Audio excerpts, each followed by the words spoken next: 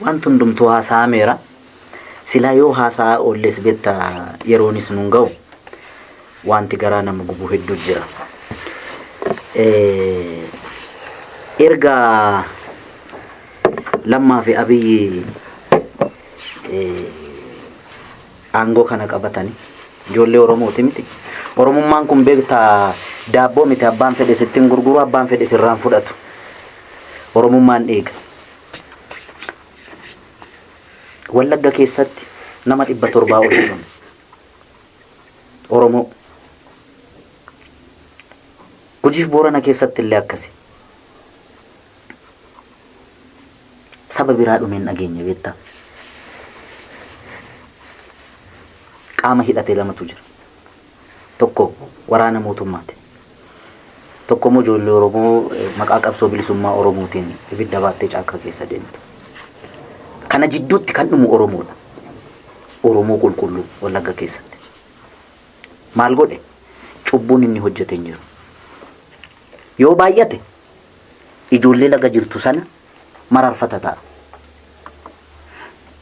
Yoo baay'ate jijjiirama amma warra fidan kana Lammaa Magarsaa fi Abiyyi deeggara ta'a. Yakki isaa lamaan kana qofa. Maamarroo deeggarteetiin yookaan makalaakiyaa tajjeessa dhaqee maati? Maa Lammaa Magarsaa yookaan Abiyyi Ahmad mootummaa Abiyyi Ahmad deeggartaatiin ajjeesaa yookaan waraanni marroo jechuudha. Yookaan waraana Sudaan miti Wallagga keessatti dhaqee kan uummata Oromoo keenya nurkatti fixaa jiru. Beektaa yeroo baay'ee kan nagu akkatti isaan dhaabbileen Oromoo kun uummata Oromoo kana tuffatan kanatu naguba beektaa. Inuma naguban keessa kee. Artist Umar Suleemaan baay'een jaaladha. Waggaa 15 har'aa fayyaalessa namaati beektaa. Waan ittiin fakkaanne fuulduratti bahee kan aartiidhaan qeequ jechuudha. Yeroo sanatti kunnootiin kunoo taateen ni hidhee sirbaa ture sun sirbisaa sun maalirratti akka inni sirbe eenyu akka inni qeeqe walleessaa sanarraa nu hubanna beektaa. Dhaabbachuu qaba uummata keenyarraa. Uummata keenya nu harkatti hin fixina. Sodaanne miti kan manatti ta'e. Daninnatiin wayyaanee otoo faana nu dhooftee nu faana deemtu biyya 21 irra naanna'eetan biyya tokkittitti kooluu galtummaa otoo hin gaafatiinan biyyatti deebi'e. Gantummaa miti kun. Silaa ormarraa otoo dhalanne nu faarsanii hin fixanne beektaa. Kasayyoon jedhee of faarsuuf. Sababuma maaliitiin Oromoon duuti har'a? Abiyyi Ahmad Oromoodha. Qulqulluu Oromoo. Abbaan feete waan feete jechuu ni dandeessa. Maalis amma Amaarri ol kaatee Jawaar Mahammad kana isa koompitara wayyaanee raasaa bahe kana iyyuu Yamaniidha jettee miti inni rakkoon qabu. Abiyyi Ahmad Dr. Abiyyi Ahmad silaa imaanaa uummata Oromootti kenname 4 kiiloo fudhatee seene. Dhaabbilee Oromoollee kadhatee kan galche isa. Nama maqaa qabsoo Oromootiin qabsaa'u xinnaa guddaa hunda kadhatanii kan galchan Lammaa faana isaani. Waan saayikooloojii Oromoo kanatti bu'u waan beeta mangistii kana keessatti hojjetamu hunda walitti bu'iinsa dhaabbilee Oromoo dabalatee walitti bu'iinsa Oromoo walitti fiduu kan hojjechuudhaaf maa Daawud Ibsaa faana hin mari'atin, maa Jawaar faana hin mari'atin, maa Mararaa faana hin mari'atin, namoota isaan kadhatee galche kana hunda maa mari'atin. Hawultii Haayila Sillaasee Minilik miti kan seexanaallee achi keessatti dhaabuudhaaf maa isaaniin hin mari'atin. Waan inni godheef isatu beeka. Garuu Oromoo walitti buusa taanaan dhaabaa miti barkan uummata Oromoo asiin jijjiirama kana kan fide OPDOs miti, ABOs miti, OFCOs miti, OFDOs miti. Garuu qabsaaniiru karaa itti amananiin isaan hundi isaanii ABO'n umurii isaatti fixeera. Hayyoota Oromoo gameessa meeqatti dhabneera. Goota Oromoo bakka bu'aan qabne hundatti dhabneera maqaa ABO'tiin. Amma kunoo dheengaddaatti dhabaa jira. Har'allee kichuun Oromoo maqaa adda bilisummaa Oromootiin dhumaa jirti. Laga keessatti Oromoon dhumaa jira. Isaa miti. Jijjiirama kana akka Abashaan mangaanuun jette kanatti manguma kanatu yaa'ee wayyaanee dhukkee irraa kaasee qeetti galche. OPDO keessaa immoo adda durummaadhaan yeroo Lammaa Magarsaan fuuldura bahee falmu sana bar OPDO keessaa Lammaa Magarsaa qalchiisuudhaaf kan ishiin olii gadi shirrisaa turte hedduudha bar sajjeesisuudhaaf hin dadhabde malee lakkoofsaan jiru achi keessa har'allee harka lafa jalaatiin TPLF faana warri hojjetan miseensi isaanii jiru bar dhaabaa miti jara isaan kanadha kan uummanni Oromoo hordofee achi gala. Erga galaniin booda isaanuu garaa bal'atanii itti amananii Jaal Daawud Ibsaan umurii isaa qabsoo Oromoodhaaf fixe bar jedhanii dhaqanii Eertiraadhaaf kadhatanii galiitti qabsaa'e karaa nagaati. Wajjin qabsoof dantaa uummata keenya wajjin eegsis waliin jedhanii walii galanii dhufan. Ergas gaaniin booda isa gaallakatti sanii ittiin doorsisu isa galchan immoo karaa ba'uu dhorkanii maaloo godhuun sharrii walirratti hojjechuun tuffii uummata Oromoo irraan kan ka'e malee yeroo kanatti siditti mo'an anumti ishii yartuun kun ijaarrachuu nan danda'a gaangistar anumti ishii yartuun gabaabduun kun jaambuunis akka barbaade mandara keessatti carraa uummanni Oromoo magaala keessatti walii ijaaru kanaan nafxanyaan har'a meeshaa bitattee magaalatti walii ijaarte Oromoo qalaa jirti. Ijoollee keenya lagatti ittisanii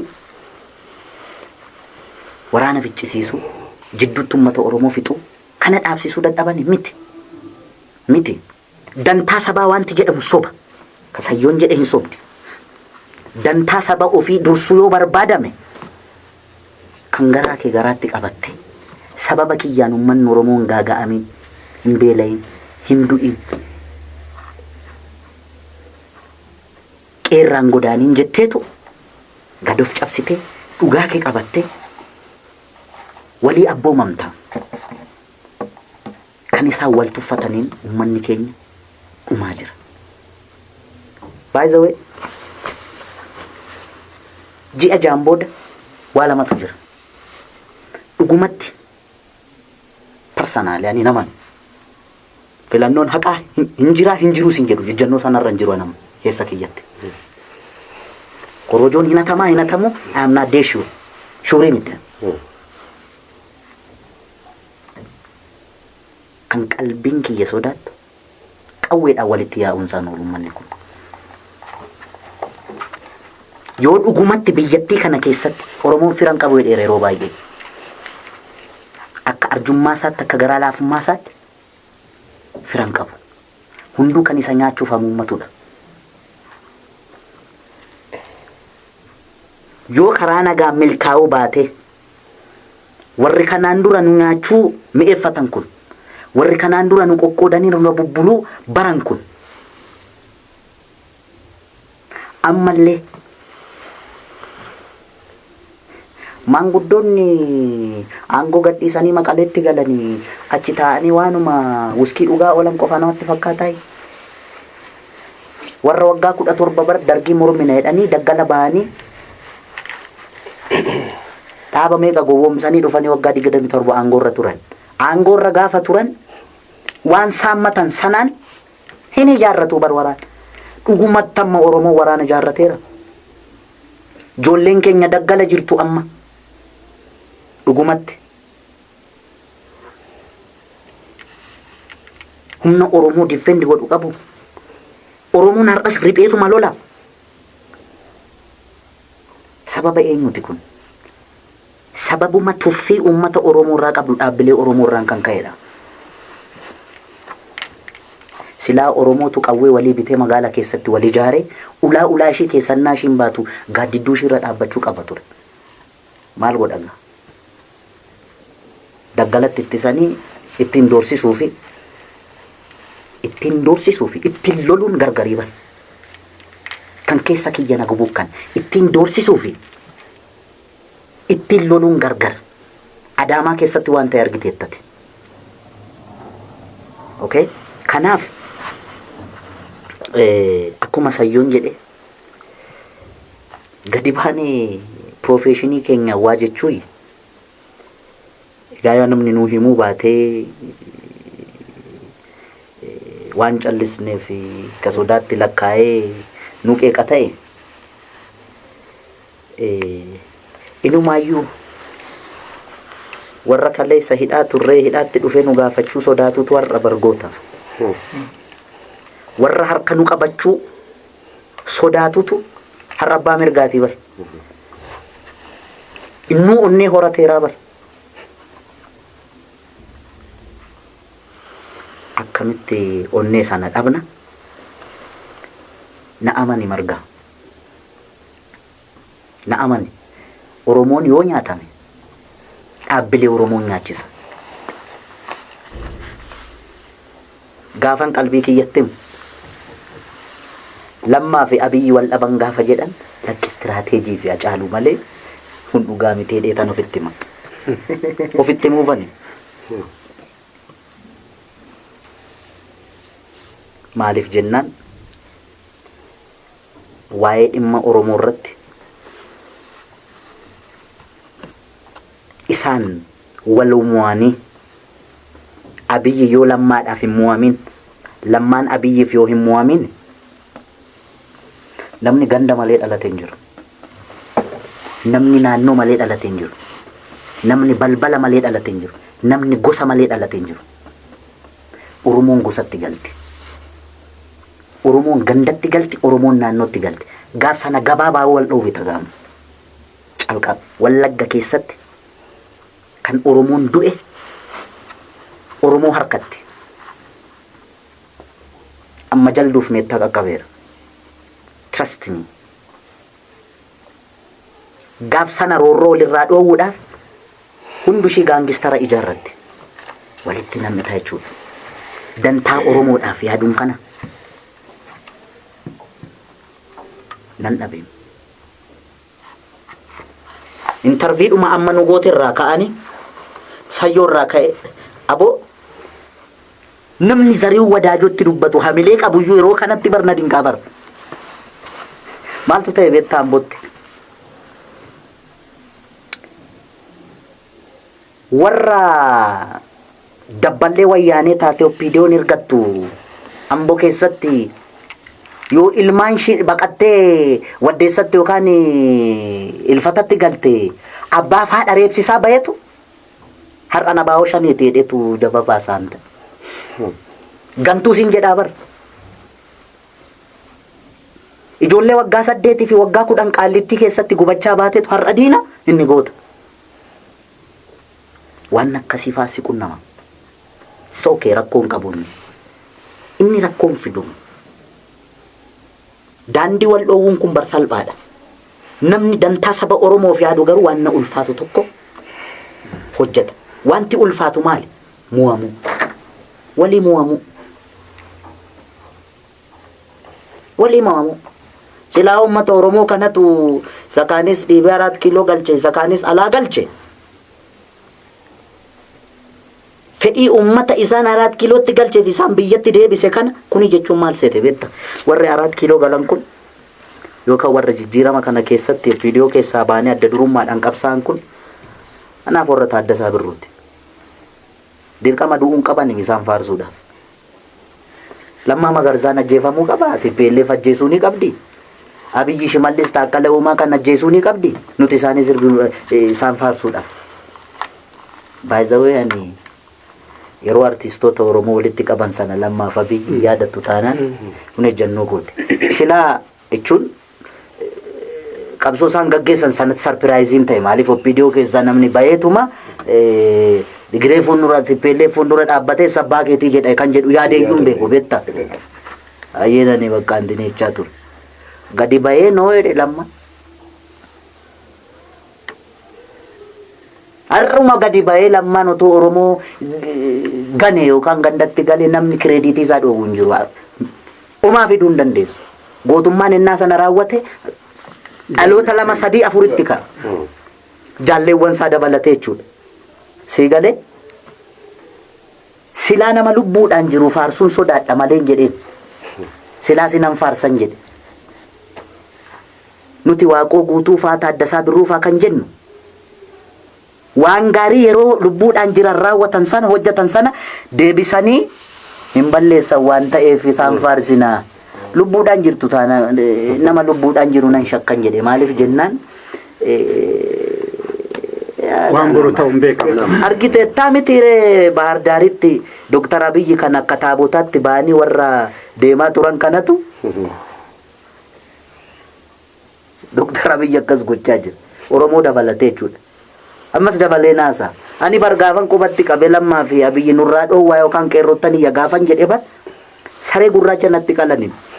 Warra saree gurraacha natti qalaa bayeetu sanatu amma jarakkaan taane gochaa jira. Walumaa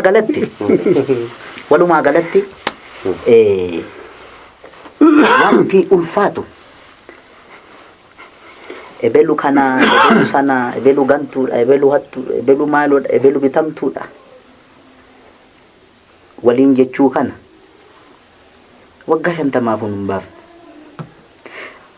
In danda'amu malee isaanu akkuma baay'ina keenyaatti yookaan akka jirru kanatti nu sodaatuuf malee silaa warra nu harkaa nyaatee dhuge kana ijaarre of jalatti akka ishiin dantaa Oromoodhaaf qabsooftu gochu. Inumaayyuu bara Oromoon du'uun qabu ture bara. Guraageedhum kana Amaaruma Oromoo keessatti guddatte kana Tigireedhuma Oromoo keessatti guddatte kana waa'ee dhugaa Oromoo ittimtee amansiiste ati mana teessee bilbilaan akka ishiin daggalaa loltu Oromoodhaaf gochuu qabda malee margaan kunarra warri siyaasa ooftu kuni ispeeshaalii sirbituu kana ergachuu barbaadde beekta. Ergachuu barbaadde yoo ati didde gantuudha barbaachisaa taanaan akkuma kunoo kaardii moobaayilii suuqiidhaa sitti gurguranii Oromummaa kana faaqanis irraa gatu beekta. Artistiin tokko irratti olola oofama taanaan didaadha jechuudhaan. Dhaabni kamiyyuu inni biyya bulchus mee gaaf tokko yookaan si faana antineedheet nu faana jira bareedheet odeessa harka lafa jalaan biyya bulchu. Baala akka ishiin hin dubbanne hundumaa gooneerraa fi ishiin kana booda hin dubbattu jedhee taasaa harka lafa jalaan. Inni mormummoo ajaaluun sun abbee mana sitti kennanii konkolaataa sitti kennanii kana booda ishiin sirba dhaabdeetteen.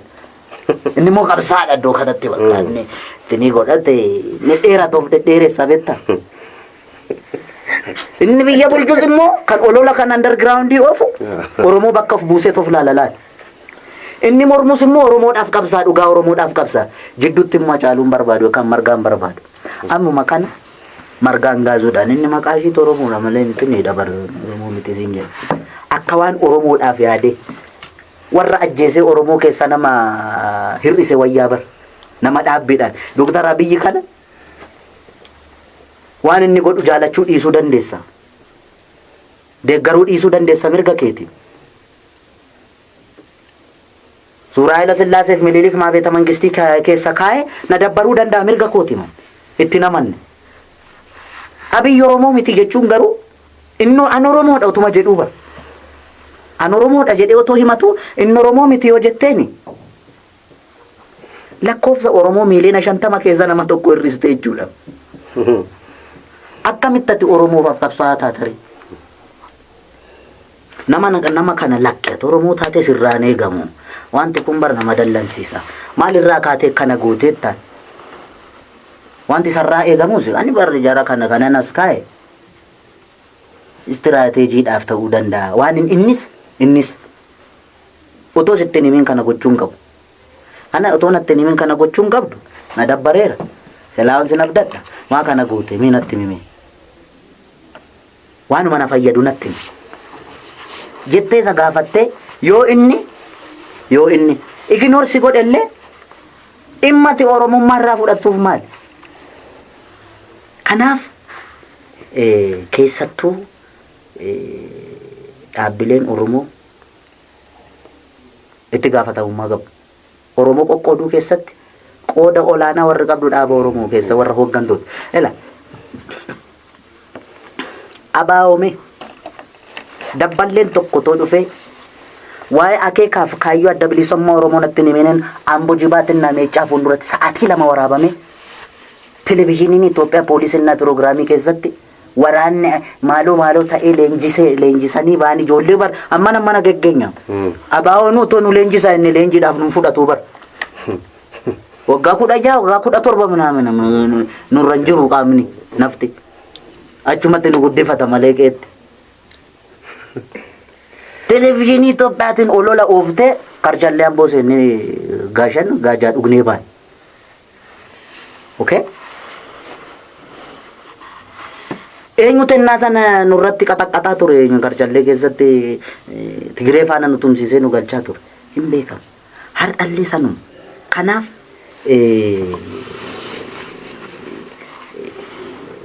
abaa'oo kana beektaa maqaa abaa'ootiin nagaduufi maqaa abaa'ootiin hojii kashan abaa'oo kana mee nadhii gammadaatitti dhabamee bar Laggasaa Wagiititti du'ee bar Laggasaa Wagiin ajjeefamee otoo waggaan guutimmoo ji'a jaame meeqa galaan bara maqaa Laggasaa Wagii kaasuun nama ajjeesisu sanatti kaasne irra bar itti amanneeti goota Oromoo ta'uu isaatti amanneeti. Haganoo dheengadda nu reebsisaa baateetu warra maqaa abaa'ootiin itti keessa seenteetu Oromoo kana qoqqoodde beektaa. Kanaaf maqaa OPDO kanaanis OPDO ODP something kanaanis warra ummata kana qoqqooddee qircaa godhachuu barbaaddu kun ummata kanarraa dhaabbachuu qabde tuffiirraa ka'a kun. Kanaaf dhibee guddaan kan jiru ormatti dabarsanii ammas carraa Oromoo kana kennan kun warra biyya bulchan warra dhaaba mormituu hoogganan hundi isaanii walii mu'amanii ummata kana luucceessuu qabu taanaan hin qabu malee by the way akkuma isaanuu jedhan luucceessanis luucceessuu baatanis qoqqoodanis qoqqooduu baatanis hundumtuu gaangistara mataa ijaarrate biyyattiin kun akka biyyan taane godha malee kumaan eenyuyyuu akkasitti dhiigni eenyuyyuu dhangala'ee nafu jechuudha walirratti qoosuun hin danda'amu.